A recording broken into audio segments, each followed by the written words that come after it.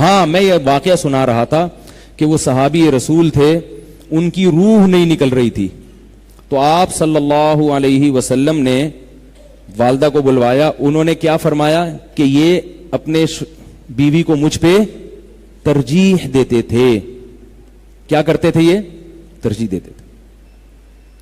تو آپ صلی اللہ علیہ وسلم نے ان کی والدہ سے کہا کہ ان کو معاف کر دو.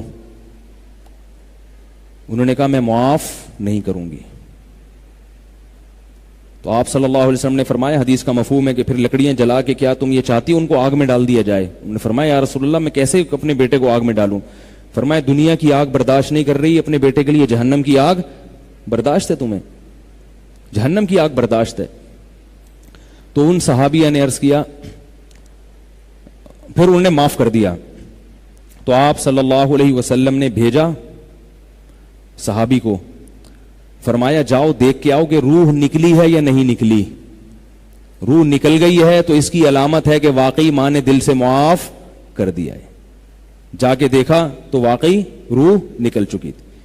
اب بتاؤ جو شریعت یہ برداشت نہیں کر رہی, اور دیکھو یہ صحابہ کے ساتھ اس لیے ایسا ہو گیا, بات یہاں سے شروع ہوئی تھی کہ صحابہ پہ طنز کر رہے ہیں, کہ اللہ کو صحابہ کرام سے چونکہ محبت تھی, اللہ نے آخرت کے عذاب سے بچانے کے لیے دنیا میں ہی تکلیف میں ڈال دیا تاکہ ان کی ماں معاف کرے.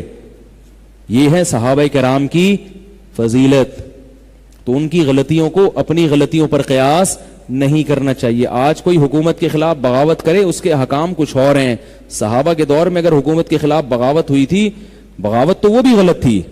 میں یہ نہیں کہہ رہا کہ غلط کو صحیح کہنا شروع کر دو. حضرت معاویہ رضی اللہ تعالیٰ عنہ کا جو حضرت علی کے خلاف موقف تھا, علماء کہتے ہیں کہ وہ غلط موقف تھا, مگر وہ غلطی اجتہادی تھی.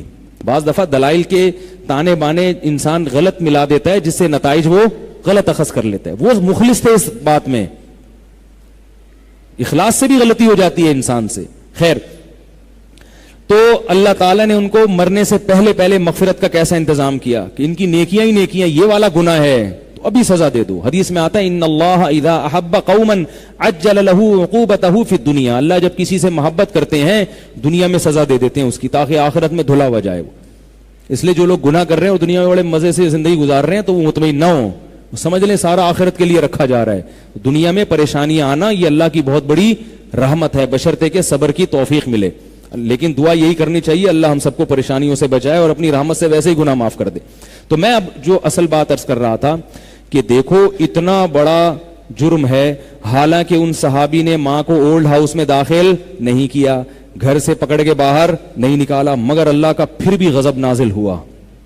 تو اسلام کی نظر میں اسلام یہ برداشت کر لے گا کہ آپ اپنے والدین کو اولڈ ہاؤس میں داخل کر لو؟ ہے بھائی, آپ ان کا خرچہ نہ اٹھاؤ, گورنمنٹ کو بولو کہ یہ میں نے عیدی سینٹر میں جمع کرا دیا, گورنمنٹ خرچہ دے گی. تو پتہ یہ چلا کہ اچھائی, اللہ جو کہہ رہے ہیں نا اچھے بنو, تو اچھے کا مطلب کیا ہے؟